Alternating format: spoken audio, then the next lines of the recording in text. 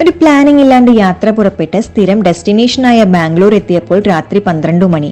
നേരം വൈകിയത് കാരണം വീഡിയോ ഒന്നും എടുത്തില്ല. പിറ്റേ ദിവസം രാവിലെ മുതലുള്ള കാഴ്ചകളിലൂടെ. എല്ലായ്പ്പോഴും തിരക്കു നിറഞ്ഞ വഴികൾ, ബ്ലോക്കാണെങ്കിൽ ഒരു രക്ഷയുമില്ല. ഹെയർ ബാൻഡ് പോലെ തോന്നിപ്പിക്കുന്ന ഈ ബ്രിഡ്ജ് കയറി ഞങ്ങൾ താഴേക്കിറങ്ങിയപ്പോൾ കാണുന്ന ഈ മല സത്യമംഗലം കാടിനെ ചുറ്റി നിൽക്കുന്നതാണ്. പതിവായി ബാംഗ്ലൂർ പോകുമ്പോൾ സേലം വഴി വരാറുള്ള ഞങ്ങൾ ഇന്ന് റൂട്ടൊന്നു മാറ്റിപ്പിടിച്ചു. സത്യമംഗലം കാടിനു ചുറ്റുമുള്ള ഹെയർപിൻ വളവ് വഴി താഴേക്കിറങ്ങി. താഴെ ഒരു ഡാമൊക്കെ കാണാം, ഭവാനി സാഗർ ഡാം. ഏകദേശം നേരം നട്ടപ്പാതിരയായി തുടങ്ങിയിരിക്കുന്നു. ലൈവായി മീനും മറ്റും ചുട്ടുകൊടുക്കുന്ന ഒരു തട്ടുകട കണ്ടിരുന്നു. രാത്രി വൈകിയ കാരണം നോണൊന്നും കഴിക്കാൻ നിന്നില്ല. അങ്ങനെ വാളയാർ കഴിഞ്ഞ് നമ്മുടെ സ്വന്തം ട്രാവലോഗിൽ നിന്ന് ലൈറ്റായി ഒരു ചായയും കുടിച്ച് വീടെത്തിയപ്പോൾ നേരം രാത്രി 12 മണി.